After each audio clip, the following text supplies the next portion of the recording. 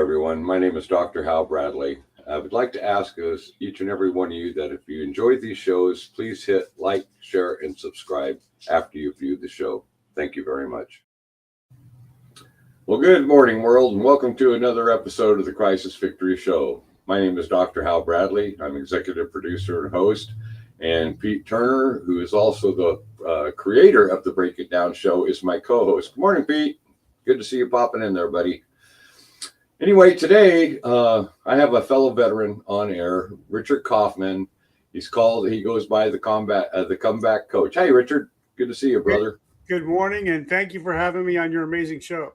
Yeah, it's just wonderful having you here. And I really like the idea of two fellow veterans that during their time in military had made some wrong choices, made some stupid decisions, but both of us were able to turn it around later in life and come out successful with regard to our humanitarian desires to help others overcome the incidents of their past and what they've done with their future.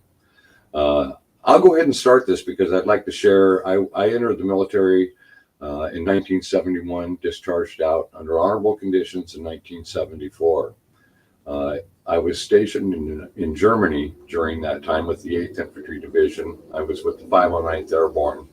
Ended up in Bad Kreuznach working in the Drug Abuse Control Office. And at that specific time in history, Richard, they were bringing a lot of guys out of Vietnam and they were moving them to a post called bomb holder. And what they were doing is trying to detoxify them before they were sent back stateside. As luck had it, if you want to call it luck, but probably more like fate, I ended up in bomb holder. And during the time I was there, we were dealing with people that, like I said, were coming fresh out of Vietnam, completely strung out on China white heroin. I mean, it was an epic where I would say there was probably 80% of the people on that post, and it was a large post, were people that were being detoxified, reconditioned to how they were going to re-enter them back into the United States. For those of us that were stationed in Germany, and specifically in bomb holder at that time, a congressional investigation was enacted, and Congress got involved because there was so much going on with these veterans and a lot of the violence that they were exuding as a result of being placed in this particular post that I was assigned to. It was so dangerous, as a matter of fact, that at nighttime after 6 o'clock, which was an early curfew set, they had military police patrolling the entire post, and you were not allowed to be outside of your barracks after the 6 o'clock curfew unless you were in a group of 5 or more soldiers. And this was done for self-preservation and protection because a lot of these guys, brother, they were so heavily damaged from combat experience, combated with addiction, that it was just an amazing hush-hush type program that was going on during 1973 and late 72 to all of 73. I finally left the military March 14th, 74, medevac stateside, went through Walter Reed, ended up in Presidio, San Francisco, and then the Martinez VA hospital outside of San Francisco where I was finally discharged. I had injured myself in a parachute fall and was also myself addicted to heroin. Now, the reason the addiction came about, Richard, was because if the paranoia of a lot of these guys that were coming out of Vietnam and being hidden up on that hilltop, if you weren't like them, they didn't trust you, especially if you weren't one of their combat veteran brothers that came into the post with them. I mean, this was an absolutely insane time during our military experiences with the Vietnam War and coming to the end of the war itself. And I'm sure that bomb holder wasn't the only post that was designated for that type of situation, but it's the only one that I was aware of. But there was an excessive amount of violence. There was an excessive amount of soldiers that were just so wiped out from what they had survived over there in the war that they really weren't conditioned to go back into normal society in the United States yet. So in one hand, I kind of agreed with what the military was doing. On the other, because it was handled improperly to such an extreme that I've always had reflections on it and a lot of heartfelt pain for so many of our fellow brothers in the military that were going through that type of treatment, if you will, before they were able to return to their families and start their own self-recovery. That being said, that's my part to the introduction of this episode today. And I'd like to hear about yours. I understand you had some malfunction also going on in the military at one point in time. Can you share that with my audience, please? Yeah, I am the worst. Let's put it this way, and I love your show, and I've listened to plenty of your episodes, so you don't mind if I use Thank you. colorful words. If there was ever a guy in your unit and he was a shitbag, I was that guy. I was the guy that always came in late, always had to shave, always was drunk, always looked like I just came out of a duffel bag. That was me. So I think the last count was I had 8 Article 15s. We used to call them traffic tickets. Including two field grade Article 15. I became a drug addict and alcoholic in the military. Yes. Got thrown out of the military in 88 and got back in the military back in 1990, which is rare to get thrown out and to get back in. Yeah, that is unique. And then I almost got thrown out again for being an asshole. And we could talk about that. But what happened on the morning of 9/11 totally turned my life around. And I eventually did a total of 23 years in the military. I went worst soldier to soldier of the year, non-commissioned officer. And I got hurt on duty. I lost 80% of my vision. That's why I got to wear these stupid glasses as we speak. So we can go anywhere you want to talk about anything. I'm an open book. And my goal to come on this show is just to let people know that you're not who your past is. You've moved on. You become a better version of yourself. And you have to learn from your past, but you don't have to repeat it. I agree with that completely. Richard, guys like you and I that were fuck ups, if you will, at some point in our military serving, we turn it around because there's something that's even deeper than what it is that we're causing our inner conflict with, and that is commitment to the oath that we took to serve this great nation. I don't know about you, but even in my worst days that I was struggling up there in Baumholder, it always kind of haunted me that I was violating and not honoring the very oath that all of my brothers took. So when you talk about the 9/11 incident and how that was the turning around point for you, that is where that oath comes back into play. You recognized that your country needed you. And in that instant, you made a decision. And by the way, thank you for your amazing service. Look at how many years you came back and did after you were in the situation that you found yourself in. And I really respect you for that. Yeah, and now to get a little bit of a backstory, if I go stand on my front porch, I'm actually standing in the shadows where the Twin Towers once stood. Wow. So we knew people that were in the buildings that day. And like I said, every day I wake up, I see it every day of what 9/11 and 9/11 was probably one of the worst days in our country's history. Yes. 9/12 was one of our best days in this country's history. Yes. Everybody was an American. There was no African American, Italian American. Everybody was American. We sold out of flags the first hour. We had no flags left. Everybody had flags. So 9/11 was our worst day, and I think 9/12 was one of our best days in this country's history. I couldn't disagree with you on that. I remember well the morning of 9/11. I was just north of Seattle, Washington. I'd come back in out of the field. I've been an operator a total of 17 years undercover for the Department of Justice.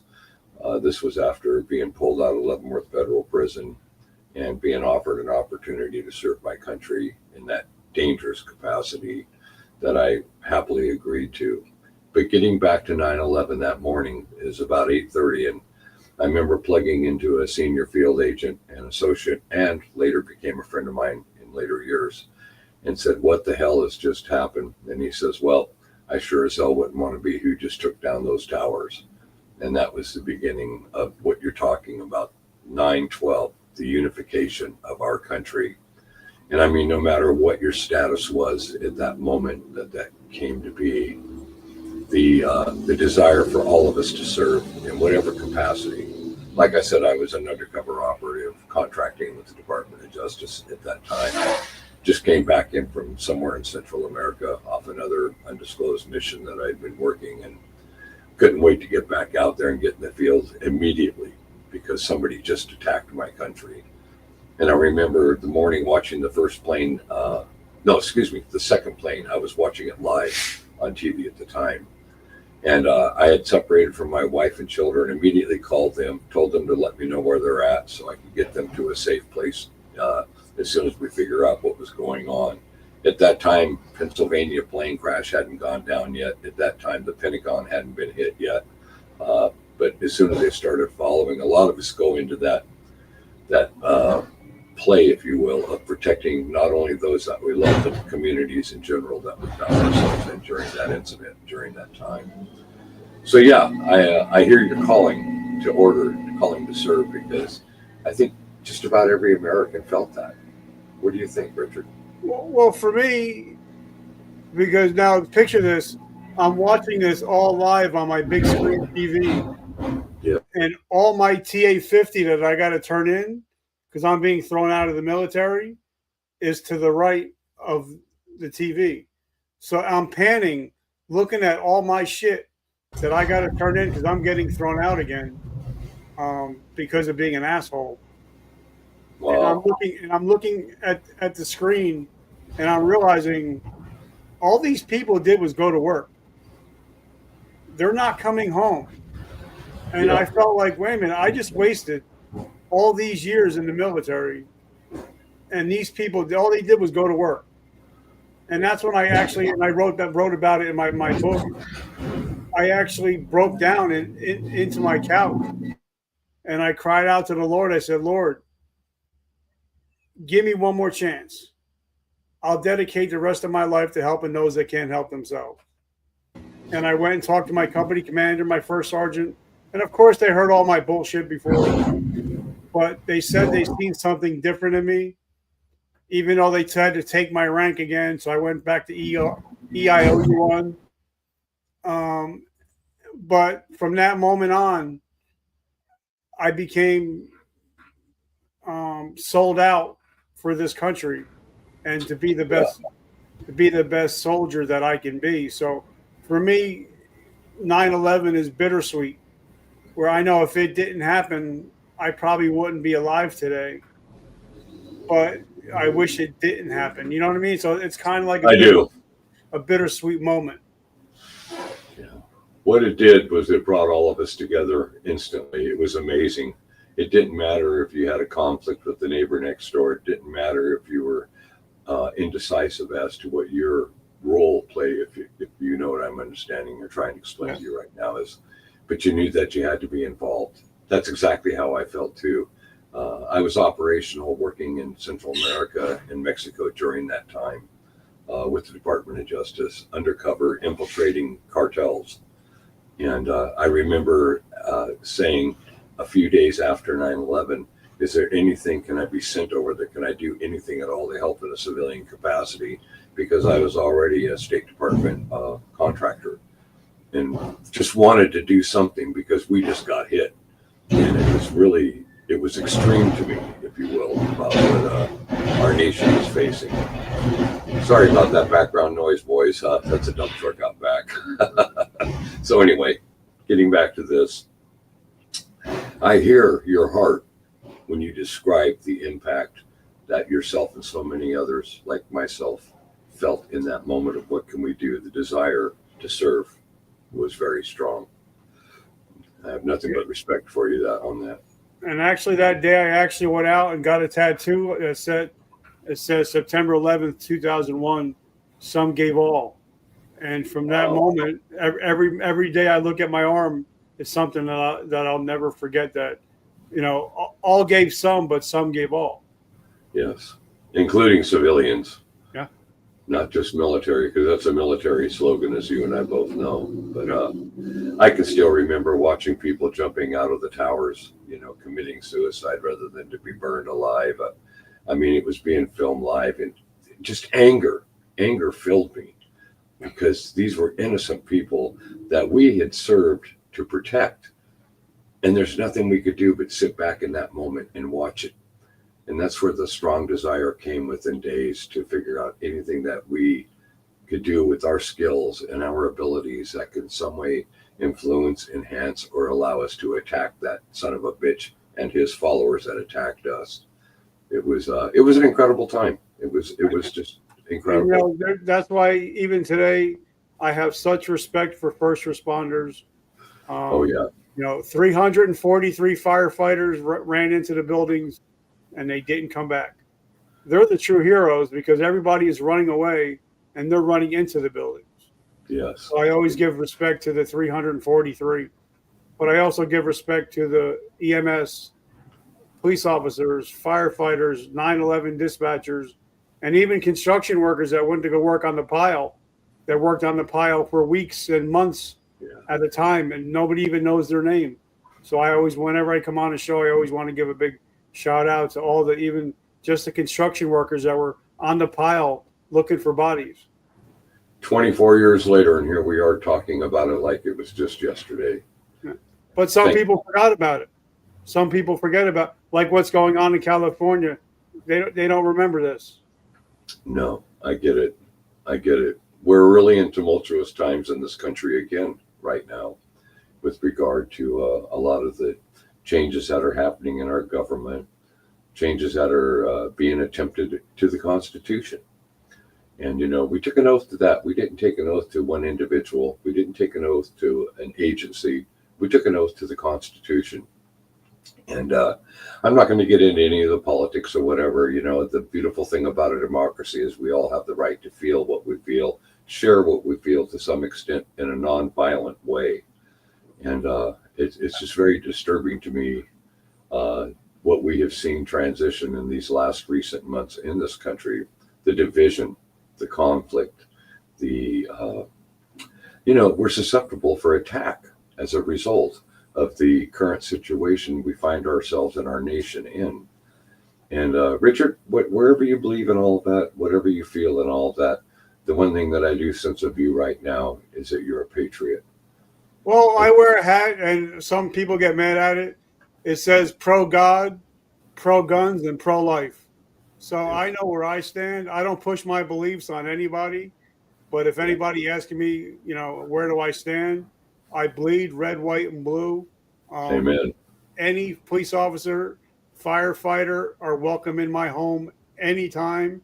Anytime they need anything, I bleed the black and I bleed the red and the blue. So that's who I am. And even like last year, my daughter went for Halloween, wanted to be a police officer for Halloween. I love it. That's how much, police officers and first responders are respected in my home.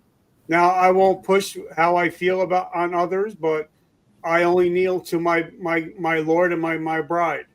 Amen. Those are the only two people that I kneel to. So, I like that. I like that a lot. That's the way that I am. But I still treat everybody with good because you never know who's listening to you or who's watching you. So it's not what you say, it's how you say it to people. Well, that gets back to the type of situation that you and I came out of when we were both kind of messing up and doing things wrong. We could have done them better. That stuff becomes reflective as we advance in life and start serving in a humanitarian scale. I look back to those things and I draw wisdom from them as a result. I've got, this is my 23rd year this year working in the homeless communities. I work trap houses, camps. I've totally devoted my life to people that are affected by what's been allowed to enter this country. And I was so guilty of that 30 years ago when I was an international smuggler for the Sinaloa drug cartel, later became a trafficker in the Pacific Northwest. And I was the primary target of Operation Northern Exposure. I had gone down to Culiacan to try to negotiate my release from the cartel and doing that work. I was given hugs and handshakes and everything was good. And I returned home and I had a third of a ton of cocaine and two soldiers sitting in the driveway where my wife and children were at. The following day, I turned it around the load. And the following day, walked into the U.S. Attorney's office, said, "I'm Hal Bradley." And they said, "Oh my God, the primary target of Operation Northern Exposure just walked in." And they didn't know what to do about it. But the time had come. I hit the point I didn't want to raise my children in that environment. And when I ended up in prison, I did a few years in Folsom Prison, California in the 80s. Ended up in Leavenworth Federal Prison in the 90s, where I was approached and pulled out of the prison and started working for my country. And it was the greatest day of my life. You know, I felt that saying, "I'm sorry," is never enough, Richard. I think that we need to, by example, show we are sorry. And I tell you, 22 years working in homeless camps, I work with a lot of homeless veterans that are out there that are dealing with mass PTSD. They're dealing with addiction as a result of trying to put away the memories that they just can't live with. I understand that. I was captured on a mission, spent 7 weeks in captivity in El Salvador, moved every other day from dry camp to dry camp with an undercover agent also captured with me. We were tortured daily. We expected death every day. And when a team from that country got in there and rescued us, they obliterated everybody in the camp and got us out of there, separated me and Manny, 2 different helicopters. I was taken to a CIA black site where I was medically treated and flown into Mexico City, where the State Department was there ready to take me under arrest because I had taken a contract outside of the boundaries of the contracts that I had agreed to. Chance to make a quick $75,000 in a 48-hour intro. My job was to insert this agent from that country into the MS-13 hierarchy organization. When I was in Leavenworth, I befriended a guy who was a high-ranking member of the MS-13, and he had written a letter back home to his family and told him about me. And the letter somehow got retrieved by their intelligence services, so they knew that Hal Bradley was a tie-in, and that's how they were going to utilize getting this agent in there. And but boy, it backfired. As soon as we got to the site where we were going to meet the people that were going to put him into play, they knew that he was an undercover operative out of their country. We had no knowledge of that, and we were immediately knocked unconscious, bound, gagged, thrown in the back of a truck, and woke up in a camp. And that's how that journey began. So what I'm trying to say is this: I understand the PTSD conflict. I've been there and done that. And that wasn't the first time that I was grabbed. I was also kidnapped in Culiacan years before that happened, working for DEA undercover. And I was going out to the airport in Culiacan to climb in a helicopter with the general in the Mexican army. We were going to go out to his hacienda and do an eyes on 3,000 kilos of cocaine that he was going to sell to my quote unquote Canadian buyers. And I was blown out of a vehicle en route to the airport with 2 Mexican nationals. We were grabbed, taken to a site where I was being interrogated, tortured, and the agency got people in there and got me extracted. Those 2 guys never made it, but it's just life, and we move on from that. But I think also a lot of that, Richard, going through those kind of traumatic experiences also not only influenced but enhanced the Crisis Victory show, because people like yourself that come on this show that have come from whatever conflicts you had in your early life, we now have a mutual bond in taking our experiences, our knowledge, our survivorship, if you will, and we play it forward and pay it forward by serving our communities. Now, I'd like to talk a little bit about the program that you're running right now. I know you have a podcast show. I'm looking forward to coming on as one of your guests, but I want to talk about what you're doing for the community. That was kind of interesting before the show. The Vertical Momentum podcast is yours. Yeah. But talk about your service that you're doing now for your community, please. Well, what happened was Labor Day 2012 is when they medically discharged me, and they told me to my face, "Well, you're no longer Sergeant Kaufman. You can't see, you can't shoot. We don't need you." Wow. And that was the day that I attempted suicide because, well, if for the past 23 years I spent every moment becoming Sergeant Kaufman. Well, who am I when I'm no longer wearing the uniform? Who am I when I'm no longer Sergeant Kaufman? Who's Richard? And I didn't know who Richard was because everything was Sergeant Kaufman. Everything was drill, PT tests, PIS tests, classes, school. My whole life revolved around the military. Yeah. And now you're telling me, well, I'm no longer that thing. And that was the day that I attempted suicide. But thank God my 6-month-old daughter saved my life that day. But that's the day I decided I can't be the only one struggling with this. I can't be the only one dealing with this stuff. So that's when I decided to start the podcast and start talking to other veterans that are struggling with, how to reimagine and reinvent yourself after service. Because you don't see many 80-year-old sergeants. Eventually you're going to hang up the uniform one way or another. Well, then what do you do when you're no longer Sergeant Kaufman or you're no longer captain, lieutenant, or colonel, and you're just Richard? Where do you go from that? Where do you go from that moment on where I can look at you, if you're in the military, I can see what rank you were. By your patches, I could see where you served, where you came from. Now I'm just a civilian. You don't know me from Adam. So I'm starting from less than zero because now I don't have a paycheck either. And like my friend Sergeant Nick says, and I talk about on the show all the time, when you step off the base, the military doesn't give a shit about you. Your phone stops ringing. You don't have camaraderie. You don't have your friends anymore. And most of us don't have a paycheck. So you're actually starting out less than zero. Yeah. And that's how I started the podcast, talking to people that had less than zero, but have come back. And now they're living the life that others dream of. Brother, that's such a great point you bring up. We have an estimated 22 veterans a day committing suicide. I myself was walking down a hall about a year ago to end my life. And then I had a flash about the veteran suicide hotline, which I've referred other people to. And I'm thinking to myself, as I was getting ready to get that jungle out of my head, I just couldn't live with it anymore. Every single day I was waking up experiencing nightmares about my captivity and the near-death moment that turned into. And I just couldn't get it out of my head. And I got to tell you, brother, I picked up that hotline number and I called it, and immediately VA stepped in, had a doctor on the phone, and I started going to singular discussions with him over the next few months. And once before I had used the VA PTSD treatment facility in Seattle, Washington, after I was struggling with my being kidnapped down in Culiacan and the way that I was rescued and everything I went through during that. And it helped me. But there comes a point in time, and this is what I see with a lot of veterans on the streets that I've worked with over the last 22 years, is we just get tired.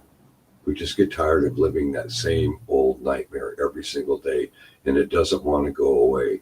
So what I learned, and what I've shared to other veterans, like you and I, is I say it's not going to go away, but what you need to do is in that quiet moment, pull it out, take a look at it, talk to it, and tuck it right back inside, because you already know it's never going to leave you. But at least you can begin to build a foundation of peace with your traumatic circumstances that you struggle with. And it's a building block over a period of time. It doesn't happen in one day. It doesn't happen in 1 week. But eventually, and in my case, in the last year, after a near suicide event that I went through, I have learned to make peace with it.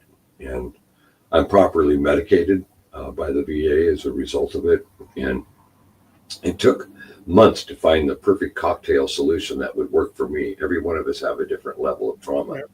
And now I take the right amount. I have no nightmares. I rest peacefully. I wake up every day and I start the first 30 minutes of my day with a cup of coffee and watching positivity things that show up on my Facebook account, like GIs returning home and how their families greet them, people that rescue animals. I don't know, whatever works for you, but that's the things that I do.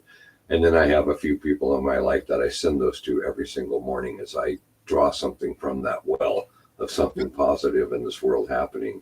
And it works. I also believe that there's such thing as post-traumatic growth Syndrome. Yes, there is.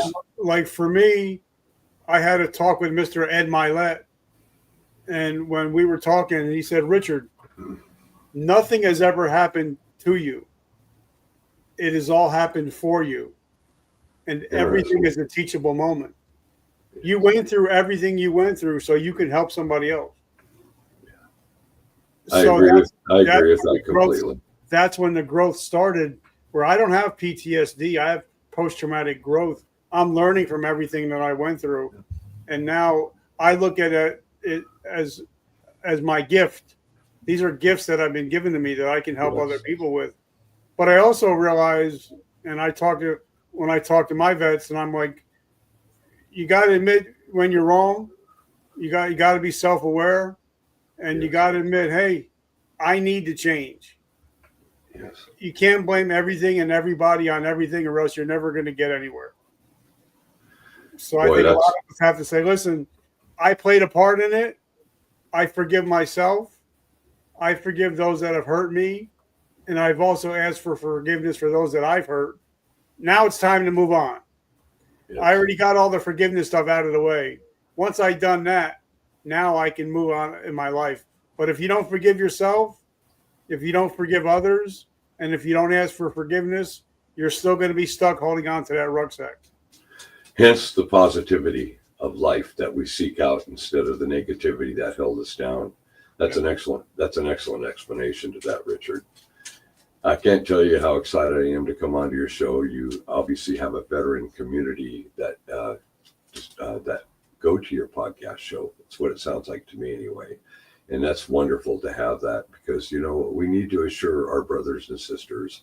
We need to be there for our brothers and sisters. And they're going to listen to us because they know that we have survived similar traumas that they deal with on a day-to-day basis too. So these type of podcast shows are extremely critical and important. Mine isn't so much to the veterans in the military as it is to the homeless community, the addicted and afflicted community. I have a son that's out there struggling with fentanyl addiction. I have friends of mine that I've, as a hospice counselor for 26 years now, actually, that I'll sit there at bedside and they'll look at me and the last thing they say or do is show an expression of love before they separate and leave this life. And I've taken over 60 people through the dying process in the years that I've worked as a hospice counselor, and since 2018 received my chaplaincy in it. I've been, when I was in federal prison, I started my seminarial studies, completed them, was formally ordained while I was in Springfield Medical Center before I was transferred to Leavenworth. And I was trained as a hospice counselor, taking fellow prisoners through the dying process, and was able to carry that on over to Leavenworth. I worked in the education department, took that benefit and started teaching with Hospice of Leavenworth, coming into the prison, training fellow inmates and prisoners how to leave with compassion in their hearts, becoming certified and trained to where they could maybe attach to a hospice group when they hit their own community if they had that type of interest. And it was an amazing program to have in Leavenworth. Nothing like that had ever been done there before. Had a lot of news media coverage on it. People coming and going, wow, this is really a great idea. I was all about helping my fellow inmates leaving that were carrying anger and hatred.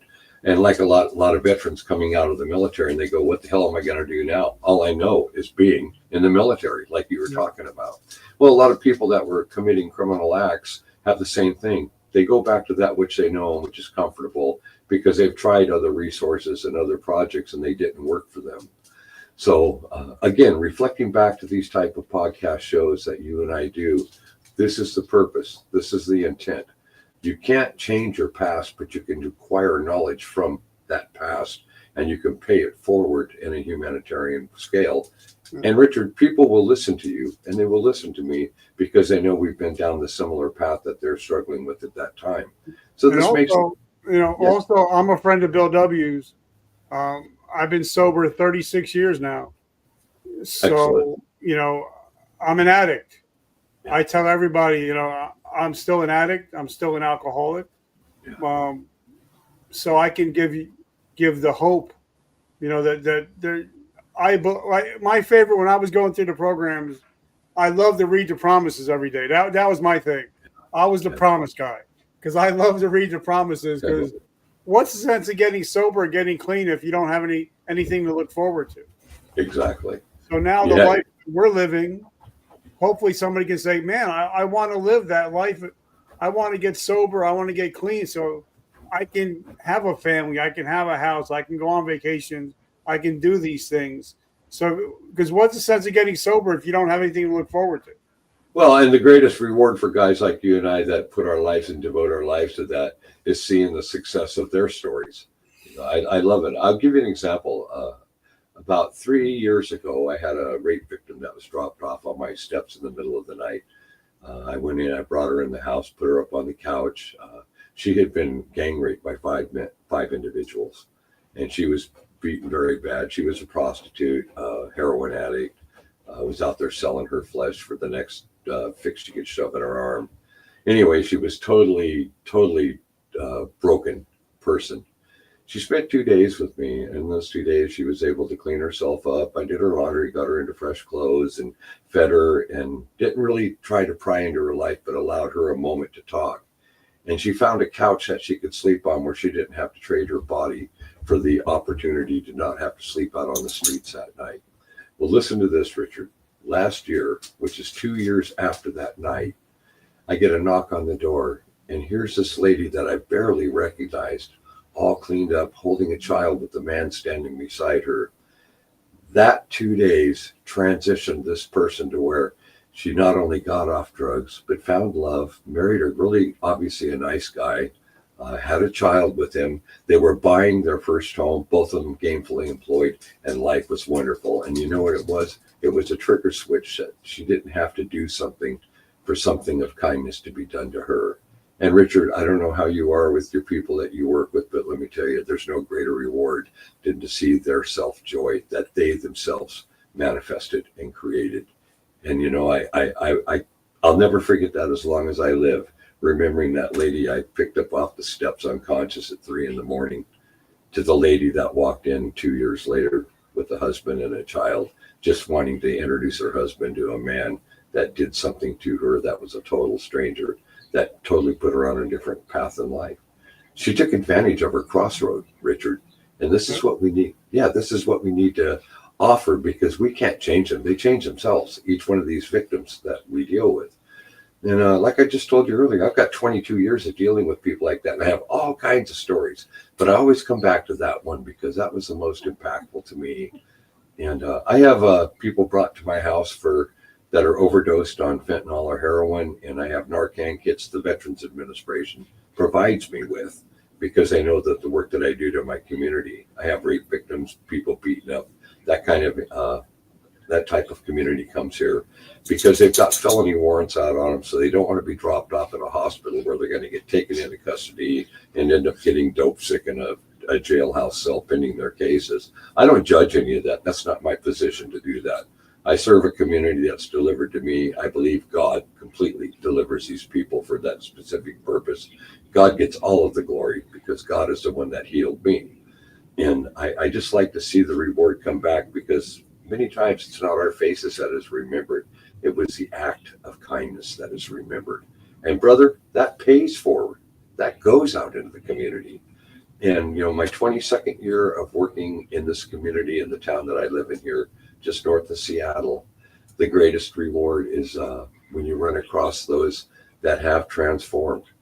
But the thing, Richard, that we need to sink into the audiences on this is the relative relationship of someone that at one time been in a similar scenario like they are going through at a current time. That means that we can understand, we can relate, and we need to learn through every one of them that God puts in front of us like that. What kind of a benefit can they in turn give to another purpose and another person, as we show by example instead of by just talking about it?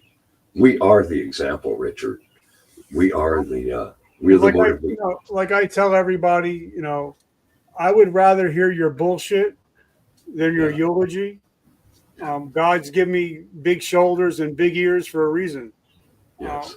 I may not have answers. I may not say anything, but at least I'll listen to you, Yeah. and you can tell me, sometimes all I can say is, I get it. I Yeah. understand.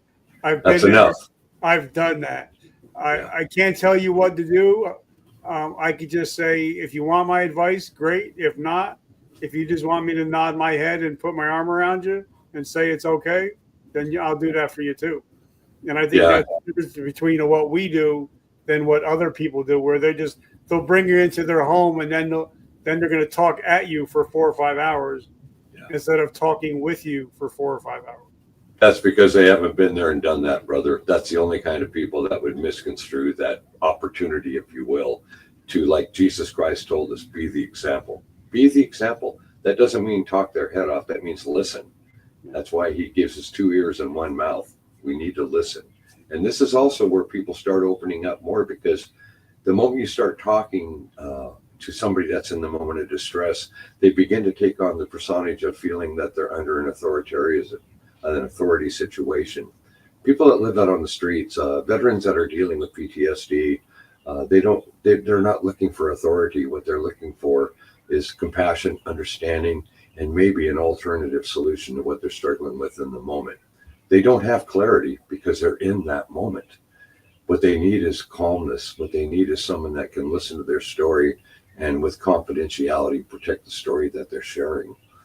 As a senior pastor of the church I've been with for 26 years now, that's one of the first things that my bishop taught me in my initial 7 years of training to become a pastor. Ultimately, I was installed as senior pastor of my own church, but after 3 years of that, walked away from it because I was jumping off on missions for the Department of Justice at the same time that I was a senior pastor of my own church, and it became such a conflict. I felt the work I was doing for my country at that time was equal and rival to the work that I was doing with God. But my bishop granted me sabbatical because he recognized that we all serve in the way that we're put to serve. It isn't about our choice, but we don't realize that until later in life. And the 17 years that I did undercover, almost 90% of that was outside of the United States. And it was an honor and it was a privilege to not only say how sorry I am for being a high-level narco-trafficante that I was, but to be able to be the example that you can break away from it. You just have to be willing to pay the price to break. And I tell everybody, listen, guys, I'm a 9th grade dropout. I don't even have a GED. I got 2 ex-wives. I've got bankruptcies. I've got repossessions. But I'm also a 2-time best-selling author. Yeah. I live Love that. I live in a $600,000 house. I got a beautiful wife and 3 beautiful kids. Yeah. So if I can do this, Yeah. anybody can do this. Great example. By example. And I think people can relate, be like, oh, okay, if he can do it, I can do it. Yeah, that's it. But you also doing it by example, Richard. And that's what we got to keep coming back to, because you have to do more than just say that I'm going to change. You have to show the change. And then that has to become benefit to others that you're showing the change to. And the only way that ever happens, my brother, is because you've lived that other path. They can identify, they can relate, and then they get to see by example the growth as a result of the changes you made when those crossroads came into your life. I get it. Well, like I tell everybody, the biggest word in the English language is no. Yeah. Like for me, if it's not God, family and friends and business, Yes. I'm probably going to say no. I don't have it. I don't have the bandwidth to try to please everybody. So if it's not God, family or friends or business, I'm probably going to say no. And I think that's when you got to set your boundaries. You're like, okay, if it's not going to get me where I need to go, then I'm going to have to say no. And I think that's the biggest word in the language that not a lot of people use. And no is a single word. It's a sentence, period. It's not no and. It's no. No, it's a statement. It's a statement. You know what I mean? That's good. I love it. Well, listen, as we're getting ready to wrap up the show here, I'd like for you to talk about your books. You said you've got what, two? I've got 12 books out in publication. I get it, brother. It's a really neat thing. I got Amazon Best Seller Awards and done all those things. And I know it's important, not because we had a bestseller. It's important because people wanted to read what we had to say. Yeah. And so can you talk about your books a little bit? Yeah, my first book, it's called A Hero's Journey from Darkness to Light. It's on Amazon. And if any of your audience want the book, get in touch with me. I'll send it to you for free. Don't even buy it from Amazon. I'll get you the ebook copy, send it to you for free. That's my first book. It's my life story. And then it's what not to do in life. It's a teaching book of what not to do to be successful in life. Well, that's interesting. Haven't heard of that one yet. I like it. Because at the end of every chapter, it gives a teaching point of what not to do, and then it teaches you what might be possible to do. The last two chapters are, what does addiction look like? It's not what you think it looks like. And what does depression looks like? It's not what you think it looks like. So it's actually a teaching book. And if people do buy it, 100% of the proceeds go to help veterans struggling with PTSD. I make no money off of it whatsoever. And then my second book is The 3 Ps of Podcasting, How to Start a Purposeful, Powerful, Profitable Podcast. And that's out on Amazon right now. And the whole back cover was written by a fellow veteran, Mr. John Lee Dumas. And it teaches you how to start a podcast that's going to be profitable and powerful. I love it. And I see it. It's up on our screen right now. So audience, take note of that up on the screen. Yeah. Oh, absolutely. That was good. That's awesome. Yeah, Pete Turner's pretty good at that stuff, isn't he? Yeah, Pete is the man. He is the man. And Pete's been on my show, and I'm so grateful to have Pete on my show. And I can't wait to have you on my show, brother. I'm looking forward to it, brother. Well, listen, as we wrap up, do you have a final message to my audience? Yes. The 3 most important words in the English language, guys, are today I decide.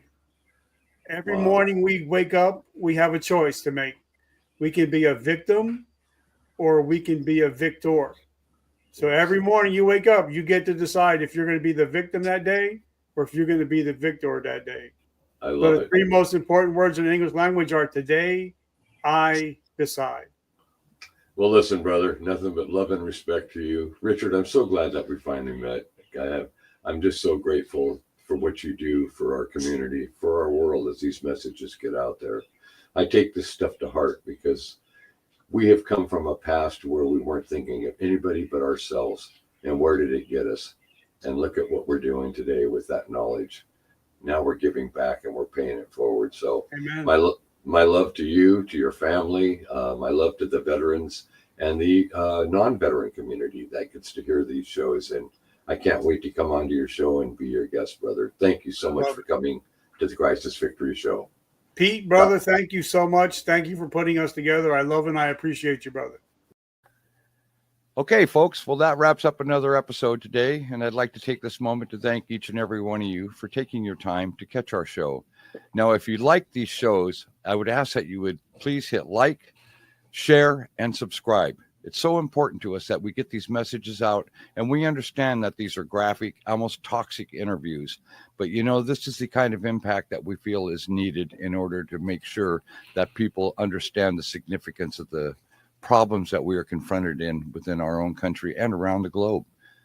So I'm going to say at this time that I love you all. God bless you all. Hasta luego, y vaya con Dios, and go Victors.